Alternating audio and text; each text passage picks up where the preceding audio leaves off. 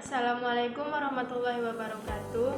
Perkenalkan, kami dari kelompok 10 akan mempresentasikan hasil tugas kelompok kami yang berjudul Hukum Bisnis dalam Hukum Persaingan Usaha. Beranggotakan saya sendiri, Salbiah, dan rekan saya Adelia Kirani Lubis dan Miftahul Jannah. Masuk yang pertama itu ada larangan praktik monopoli dan persaingan usaha tidak sehat. Nah, di dalam larangan praktik monopoli dan persaingan usaha tidak sehat itu merangkup beberapa poin. Yang pertama itu ada riba, interest. Yang kedua ada tadlis, menyembunyikan atau cacatnya sebuah barang. Yang ketiga itu ada terjadi pada transaksi bisnis dalam hal ketidakjelasan kuantitas barang, kualitas barang, harga barang, dan waktu penyerahan barang. Yang terakhir itu ada tagrir, ketidakpastian suatu barang. Berikutnya itu ada persaingan usaha tidak sehat. Persaingan usaha tidak sehat itu adalah persaingan antara pelaku usaha dalam menjalankan kegiatan produksi dan pemasaran barang atau jasa yang dilakukan dengan cara tidak jujur atau melawan hukum atau menghambat persaingan usaha.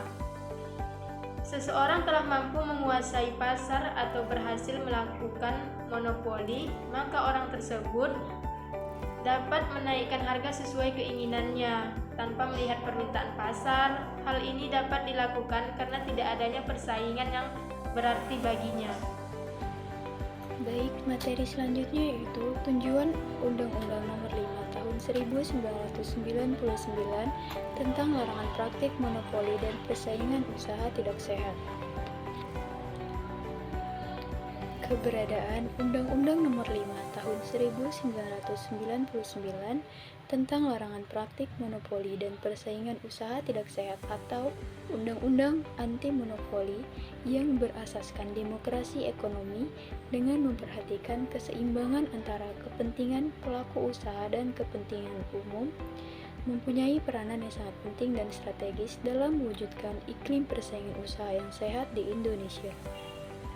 Selengkapnya, iklim dan kesempatan berusaha yang ingin diwujudkan tersebut adalah tercantum dalam ketentuan pasal 3 Undang-Undang Anti Monopoli yang memuat: yang pertama, menjaga kepentingan umum dan meningkatkan efisiensi ekonomi nasional sebagai salah satu upaya meningkatkan kesejahteraan rakyat.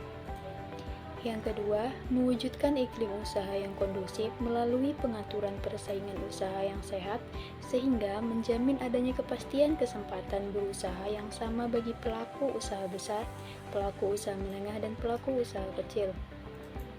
Selanjutnya, mencegah praktik monopoli atau persaingan usaha tidak sehat yang ditimbulkan oleh pelaku usaha. Yang terakhir yaitu terciptanya efektivitas dan efisiensi dalam kegiatan usaha. Nah, jadi dengan menyimak secara seksama tujuan yang baru saya sampaikan tadi, kita dapat mengatakan bahwa pada dasarnya tujuan dari Undang-Undang Anti Monopoli adalah untuk menciptakan efisiensi pada ekonomi pasar dengan mencegah monopoli, mengatur persaingan yang sehat dan bebas, dan memberikan sanksi terhadap para pelanggarnya. Materi selanjutnya yaitu perjanjian yang dilarang dalam hukum persaingan usaha. Nah, perjanjian yang dilarang dalam hukum persaingan usaha ini maksudnya adalah sebuah perjanjian yang membawa dampak buruk bagi usaha. Perjanjian tersebut antara lain yang pertama adalah oligopoli, yang kedua adalah perjanjian penetapan harga, yang ketiga perjanjian diskriminasi harga, yang keempat predatory pricing, yang kelima resale price maintenance, yang keenam pembagian wilayah, yang ketujuh pemboikotan, yang kedelapan kartel, yang kesembilan TUS, yang ke-10 oligospoli, yang ke-11 integrasi. Kegiatan yang dilarang dalam hukum bisnis. Dalam hukum bisnis, terdapat beberapa kegiatan yang dilarang untuk menjaga persaingan sehat dan melindungi konsumen. Dibagi menjadi 7. 1. Monopoli dan praktik persaingan tidak sehat, yaitu monopoli terjadi ketika satu perusahaan menguasai pasar secara penuh, sementara praktik seperti kartel, dumping, dan penetapan harga dilarang dalam Undang-Undang Nomor 5 Tahun 1999. Kedua, kecurangan dalam perdagangan. Tindakan penipuan seperti menyembunyikan informasi penting dan memalsukan produk melanggar Undang-Undang Perlindungan Konsumen Nomor 8 Tahun 1999. Ketiga, korupsi dan suap, yaitu dilarang keras karena merusak integritas bisnis dan pemerintahan. Diatur oleh Undang-Undang Nomor 31 Tahun 1999 dan Nomor 20 Tahun 2001. 4. Pencucian uang, yaitu menyamarkan asal-usul yang hasil kejahatan dilarang oleh Undang-Undang Nomor 8 Tahun 2010. 5. Ekspor dan impor ilegal, yaitu kegiatan ini melanggar hukum terkait pajak dan bea cukai dan dapat dikenakan sanksi pidana. 6. Diskriminasi dalam pekerjaan, yaitu diskriminasi terhadap karyawan yang dilanggar oleh Undang-Undang Nomor 13 Tahun 2003. 7.